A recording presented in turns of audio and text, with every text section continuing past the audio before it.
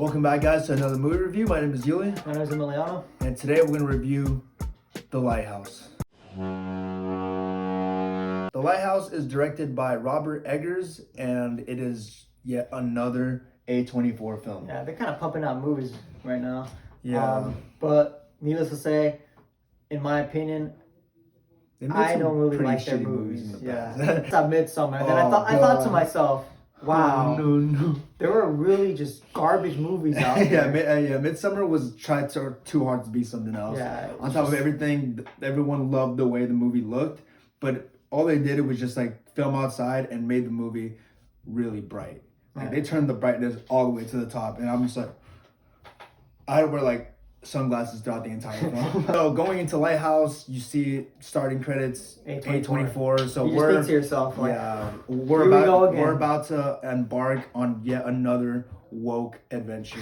Anyways, The Lighthouse stars Willem Dafoe and Robert Pattinson as these two wikis that pretty much tend to the lighthouse. They're both on like remote island, and as the movie goes on, you start to see them kind of lose their minds for being trapped on this island for so long, and they kind of lose their sanity. Yeah, these fools go kind of crazy. Yeah. And a good thing that the director did was kind of put the audience in that position as well by shortening the screen ratio to like a 1:19, and on top of everything, making the film black and white, which made you feel yet closer to the characters and also feeling like claustrophobic with them on this.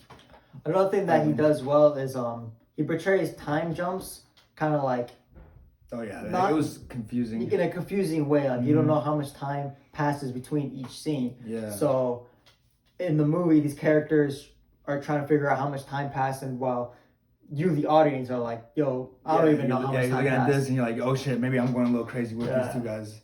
And they engage in some like really weird behaviors throughout the movie because like they are just like on this island. There's nothing to do but work, eat, and a lot of drinking. These dudes drink a lot in the movie. Other than that, the acting was phenomenal. Yeah, I thought the acting was superb, honestly. Robert Pattinson and Willem Dafoe both did a great job playing each character. Yeah. I felt like Willem Dafoe really embodied that sailor wiki kind of talk. He believes in all these sailor myths, these folk tales. Yeah.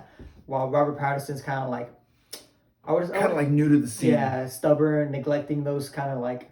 Yeah, he's having a hard time kind of like looking at life through his perspective. Yeah. Which is why there's a divide between both characters in the movie. Yeah, they just played phenomenal roles in this movie. This movie has those A24 mannerisms where it does get weird. It gets weird. Like these dream sequences. Yeah, these dream sequences happen during the film, and you're just thinking to yourself, like, hey, what the hell is going on? Yeah. The dialogue, in my opinion, was pretty intense. There were some scenes where it gets like really intense, and that's when Willem Dafoe really like expresses his true, essence as an actor. He puts it all out on the table for us to watch, and we're like, whoa, like that was a really interesting scene that I just witnessed. And you gotta know what kind of movie watcher you are. If you're big on action, you're big on fight scenes, stuff like that, this isn't gonna be the movie for you. Yeah. If you're big on dialogue, if you like those weird A24 movies, this is the movie for you. Yeah, definitely. And I have nothing against A24. Yeah. I think they've made some really bad movies. They made some really good movies, just like any other movie production company. But definitely worth a watch. For me, I'm gonna give this movie a 6.5 out of 10. Like I said, I wouldn't watch it again. I thought the acting was good, but I mean, I think I walked out of this movie saying, I guess. No, I'm gonna give it a 7. I'm gonna give it a 7 because the director did a job keeping me intrigued and entertained throughout the entire film, and also like he put us into like the front seat. Yeah. So I'm gonna give it a 7. Like in our other videos, we're gonna read a bunch of reviews, what other people thought of the movie, and pretty much talk shit about them. Yeah.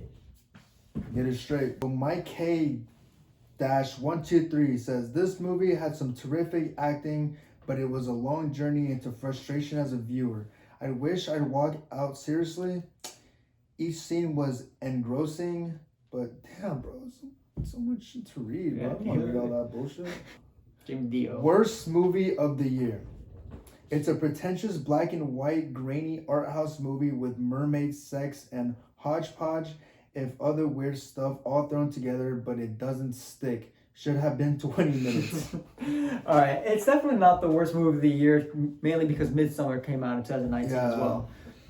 I think this guy just couldn't grasp and be open-minded enough to complete the movie. Yeah. Well, he did complete the movie, but he just didn't really. You need to give these movies a chance. I feel like this guy just really wanted to watch Michael Bay. Yeah, if we were, because we're not the biggest fans of A24 and the movies they produce, but we always watch them with an open mind and see whether it did truly suck or it didn't suck. And I don't think this movie is the worst movie of the year. I've definitely seen a lot worse, like Midsummer.